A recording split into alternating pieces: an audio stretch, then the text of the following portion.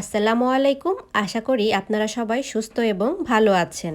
আজকের রেসিপিটি দই বড়া। দই বড়া নিশ্চয়ই অনেকেরই অনেক পছন্দের একটি খাবার, কিন্তু চিন্তা করছেন কিভাবে বাসায় বানিয়ে খাওয়া যায়? এত চিন্তা না করে রেসিপিটি একটু ফলো করলেই আপনারাও বাসায় খুব সুন্দর এরকম নরম সফট দই বড়া বাসায় বানিয়ে নিতে পারবেন। তাহলে আর দেরি কেন, চলুন তাহলে রেসিপিটি দেখে নিই।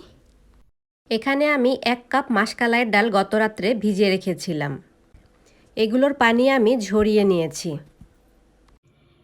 এবার একটা ব্লেন্ডারের মধ্যে আমি ডালগুলোকে পেস্ট করে নিব। পেস্ট করার সময় খেয়াল রাখতে হবে ডালগুলো যেন বেশি নরম না হয়ে যায়। এটার ঘনত্বটা আমি আপনাদেরকে দেখিয়ে দিব। এখানে আমি মাসকলাই ডালটা ব্লেন্ড করে নিয়েছি। এটার ঘনত্বটা দেখলে আশা করি বুঝতে পারছেন এটা কি পরিমাণ ঘন করে বেটে নেওয়া হয়েছে। এবার এতে দিয়ে দিব আমি সামান্য জিরা। জিরাটাকে হাতের তালুতে একটু ক্রাশ করে নিয়ে দিলে এটার ফ্লেভারটা খুব ভালো আসবে।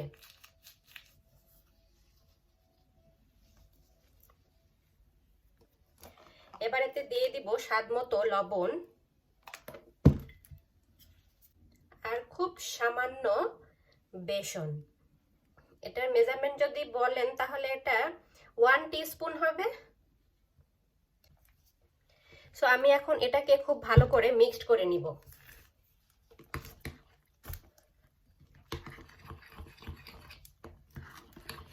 ডালের ফ্যাটাটা যত ভালো হবে বড়াটা তত বেশি ফুলবে এবং খুব সফট হবে। এটাকে এইভাবে খুব ভালো করে এটাকে বাতাস ক্রিয়েট করতে হবে। এই কাজটা অনেক সময় নিয়ে করতে হবে।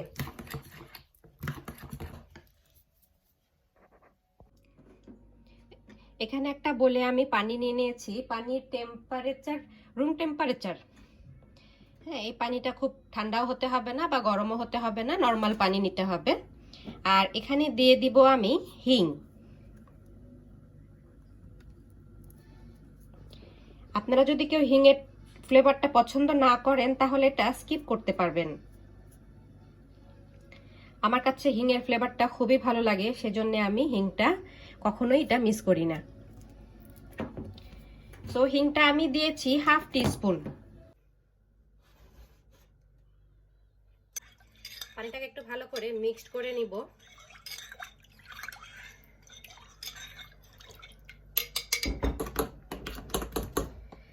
ডালটাকে খুব ভালোভাবে ফেটে নেওয়া হয়ে গিয়েছে।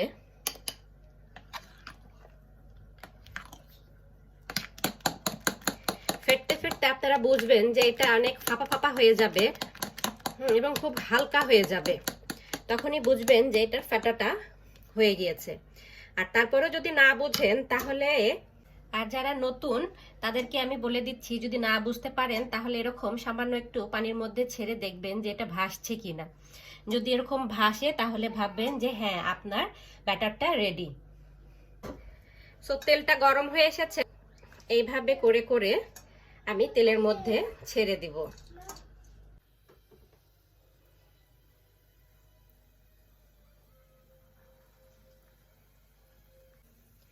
একটু করে পানির মধ্যে ডুবিয়ে না নিলে এগুলো চামচের মধ্যে লেগে গেলে তেলের মধ্যে ছাড়তে অনেক অসুবিধা হয়ে যায়। সেজন্য আমি এরকম করে একটু পানির মধ্যে ডুবিয়ে নিব আর এইভাবে তেলের মধ্যে ছাড়বো।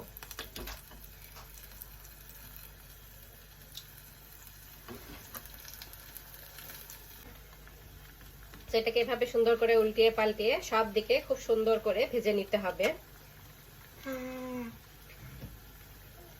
গোল্ডেন ব্রাউন করে ভেজে নিলে ভালো লাগবে, বেশি ডার্ক করলে খুব একটা ভালো লাগবে না দেখতে। পুড়ে যাবে নি। পুড়ে যাবে নি। হ্যাঁ, তুবা বলছে পুড়ে যাবে নি। তখন খাইতে পারবো না আমরা। হ্যাঁ, তখন খাওয়া যাবে না। এজন্য এটাকে হালকা গোল্ডেন ব্রাউন করে ভেজে নিতে হবে। হ্যাঁ, সুন্দর করে ভাজতে হবে। হ্যাঁ, সুন্দর করে ভেজে নিতে হবে। আপনারা চাইলে হাত দিয়ে সুন্দর করে গোল করে করেও ছাড়তে পারেন। আমি একটু ফাঁকিবাজি করলাম। খাই না, সেজন্য আমারটা একটু এরকম হাস্যকর শেপে হয়েছে। এটা ডাক হয়েছে, মনে হচ্ছে হাসে হাঁস ভাসছে না। কোয়াক কোয়াক করে দিবে মনে হয় রাত্রে। একটু সময় নিয়ে ভাজবেন, তাহলে ভিতরেটা খুব সুন্দরভাবে সাদা ফ্রাই হয়ে যাবে। হ্যাঁ, সাদার মতো অনেক সুন্দর একটা মিষ্টি হয়ে যাবে। মিষ্টি হয়ে যাবে, তখন আমরা খাইলে এত সুন্দর স্বাদ হবে। হ্যাঁ, আমার ভাজা কমপ্লিট। এই পর্যায়ে আমি এখন এগুলোকে উঠিয়ে নিব। এগুলোকে উঠিয়ে আমি ডিরেক্ট পানির মধ্যে ছেড়ে দিব। এবার ও পানি খেতে থাকুক, আমি বাকিগুলো ভেজে নিই এভাবে।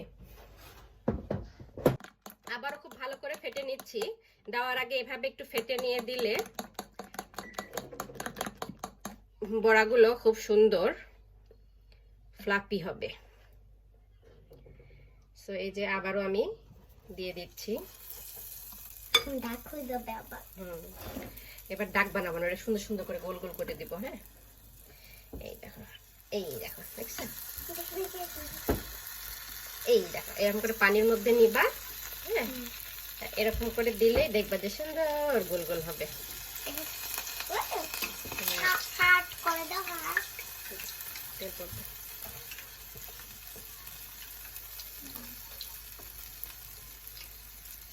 শেপ বেশি চলবে ডাজন্ট ম্যাটার, বাট এটা টেস্ট হতে হবে। টেস্ট হতে হবে ইয়ামি টেস্ট। তাই না মা? তাহলে আবার এগুলো আমি আগের মতোই ভেজে নিব। দই বড়ার জন্য দইটা এখন রেডি করে নেব। এই দইটি আমি বাসায় বানিয়েছি। আপনারাও এই টক দই বাসায় বানাতে চাইলে আমার ডেসক্রিপশন বক্সে লিঙ্কটি দেওয়া আছে, ওখান থেকে নিয়ে নিতে পারবেন। দইয়ে আমি চিনি দিচ্ছি, সামান্য লবণ। এটা সম্পূর্ণই আপনাদের টেস্ট অনুযায়ী আপনারা দিবেন। দিয়ে খুব ভালোভাবে মিক্স করে নিতে হবে। এবার আমি এগুলোকে উঠিয়ে উঠিয়ে চিপে পানিগুলো ঝরিয়ে আমি এরকম দইয়ের মধ্যে দিয়ে দিব।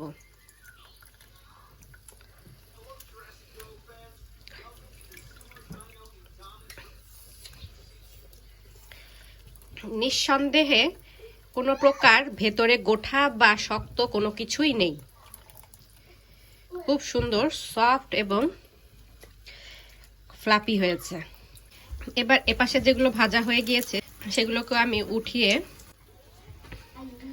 পানির মধ্যে দিয়ে দিব।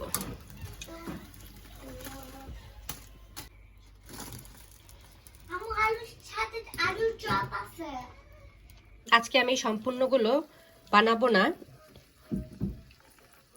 আমি এখান থেকে কিছু উঠিয়ে এইভাবে একটা বাটির মধ্যে রেখে দিব। সেটাকে আমি আবার কালকে বা 2-1 দিন পরে আমি এটাকে খেতে পারবো।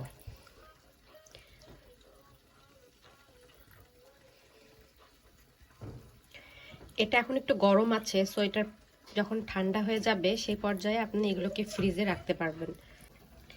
এভাবে এখন এটাকে আমি ঠান্ডা করতে রাখবো, এরপরে আমি এটাকে ফ্রিজে রেখে দিব। একটা কড়াই নিয়ে নিয়েছি, এখানে আমি কিছু জিরা ভেজে নিব। ভেজে এগুলোকে গুঁড়া করব।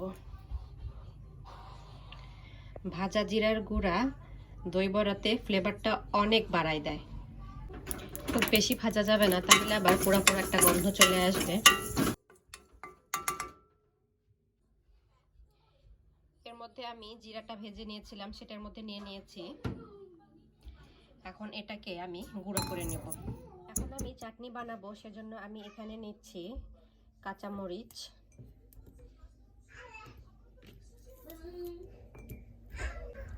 এখানে দিব ধনিয়া পাতা,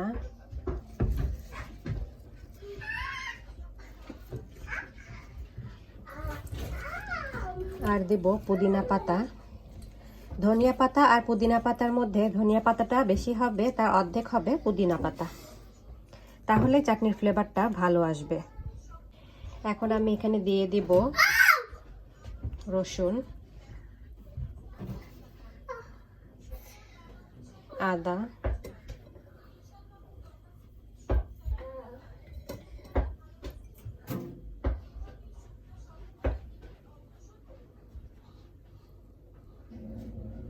লবণ স্বাদ মতো, খুব সামান্য পানি। এবার আমি এগুলোকে ব্লেন্ড করে নেব। তৈরি হয়ে গেল চাটনি। চাটনিটা খুবই টেস্টি হয়েছে। আর সামান্য একটু লেবু চিপে দিয়ে দিব। অনেক মজা, ঝাল, রসুন, আদার ফ্লেভার। চাটনিটি করার সময় ভিডিওটি নিতে আমি ভুলে গিয়েছিলাম, সো আমি অত্যন্তই দুঃখিত। সেই জন্য আমি আপনাদেরকে দেখিয়ে দিচ্ছি চাটনিটা আমি কিভাবে করেছি। চাটনিটি করতে কি কি লাগবে আমি দেখিয়ে দিচ্ছি। এখানে আছে কাশ্মীরি লাল মরিচ, এখানে লবণ, খেজুর, চিনি, এখানে তেঁতুল, এখানে চটপটি মশলা, ব্যাস। প্রথমে যে কাজটি করতে হবে সেটি হলো খেজুর আর তেঁতুল পানিতে ভিজিয়ে রেখে কাই করে নিতে হবে, এবং কাই করার পরে সেটাকে ছালনিতে চেলে নিতে হবে, যেন কোনো প্রকারের আঁশ বা বিচি না থেকে থাকে। আমি 4টি খেজুর আর এই পরিমাণ তেঁতুল নিয়েছিলাম। এর পরের কাজটি করতে হবে, কাইগুলো নিয়ে একটি প্যানের মধ্যে, এরকম স্টিলের প্যানে আমি বসিয়ে নিয়েছি। এবার এটাকে খুব ভালো করে বলক উঠিয়েছি। 2-3 বলক উঠানোর পরে আমি এতে দিয়ে দিয়েছি কাশ্মীরি মরিচ, লবণ দিয়েছি স্বাদ মতো, আর চিনি। লবণ আর চিনি এই দুইটাই আপনাদের টেস্ট অনুযায়ী আপনারা দিবেন।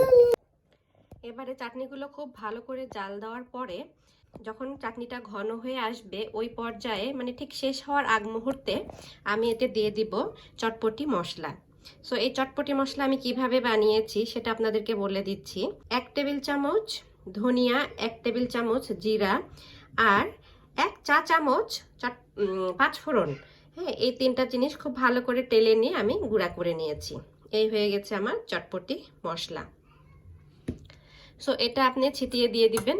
হ্যাঁ, এটা জাস্ট স্মেলের জন্য। দিয়ে এই পর্যায়ে যখন দেখবেন যে ঘন হয়ে আসছে তখন নামিয়ে দিবেন। এই যে দেখেন কি সুন্দর চাটনিটা হয়েছে, ঝাল, টক, মিষ্টি। সো আপনারাও ট্রাই করবেন বাসায়।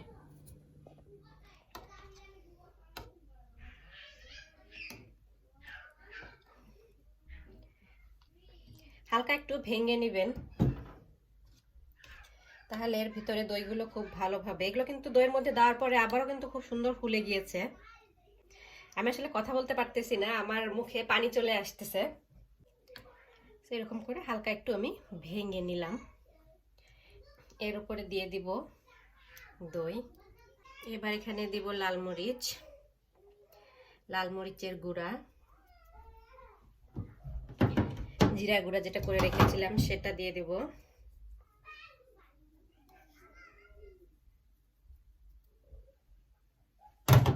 এবার দিব আমি বিট লবণ, দিয়ে দিব তেঁতুলের চাটনি, আর দিব গ্রিন চাটনি।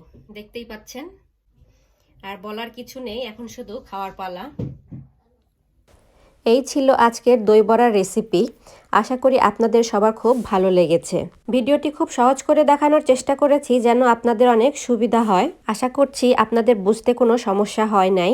তাহলে আর দেরি কেন, সবাই বাসায় বানিয়ে ট্রাই করবেন আর কমেন্ট বক্সে লিখে জানাবেন কার দই বড়া কেমন টেস্ট হয়েছে। সো রোজ দিনের মতো আজও বলছি, যদি আমাদের ভিডিওটি ভালো লেগে থাকে তাহলে লাইক, কমেন্ট, শেয়ার করবেন আর অবশ্যই সাবস্ক্রাইব করবেন। আমাদের জন্য বেশি বেশি দোয়া করবেন। সবাই সুস্থ থাকবেন, ভালো থাকবেন। আল্লাহ হাফেজ।